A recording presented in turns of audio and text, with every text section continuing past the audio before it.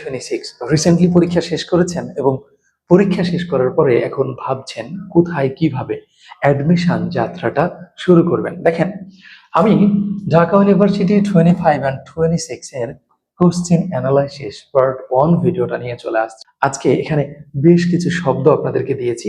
শব্দগুলোর সাথে পরিচিত করার আগে আমরা একটু চলে যাচ্ছি একটা প্রশ্ন দেখতে। ঢাকা ইউনিভার্সিটি 25-26 এ খ ইউনিটে প্রশ্নটি ছিল, the players along with the coach dash to attend the meeting।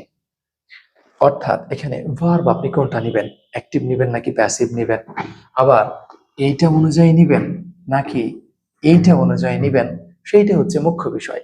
এখন এই জিনিসটার সমাধান করার জন্য আপনাকে এই একটা অংশের সাথে পরিচিত হইতে হবে। যখন সাবজেক্টের ঘরে দুইটা নাউন বা pronoun with, along with, accompanied by, in addition to, including, as well as, but বা except দ্বারা যুক্ত হবে, তখন প্রথম নাউন বা প্রোনাউন অনুযায়ী ভার্ব হবে।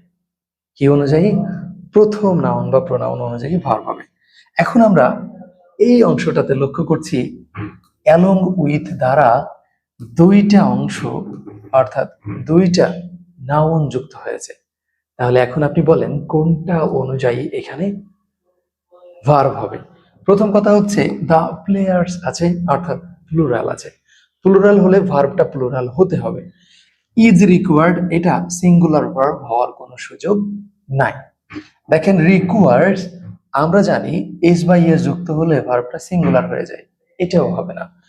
ওয়াজ রিকোয়ার্ড আরেকটা হচ্ছে আর রিকোয়ার্ড। দেখেন ওয়াজ থাকলেও সিঙ্গুলার, এটাও কিন্তু হবে না। উত্তর কোনটা? আর রিকোয়ার্ড। আপনি ঢাকা ইউনিভার্সিটি 25-26 এর কোশ্চেন থেকে একটা জিনিস আপনি বুঝলেন যে কোশ্চেন অনেক বেশি কঠিন হবে কিন্তু না। তবে যদি এই নিয়ম আপনি না জানেন, এই শব্দগুলোর সাথে যদি আপনি পরিচিত না থাকেন, কোনোভাবেই কিন্তু আপনি এটার সমাধান করতে পারবেন না। এখন আমি আপনাদেরকে একটা টাস্ক দিচ্ছি, সেম জিনিস নিয়ে সেম ভাবে কমেন্ট বক্সে আপনাকে এইটার উত্তরটা লিখে দিতে হবে যে এ বি সি নাকি ডি। প্রশ্নটা কি? The students along with the teacher coming to the seminar. এখানে কোনটা উত্তর হবে একটু কমেন্ট বক্সে জানাবেন।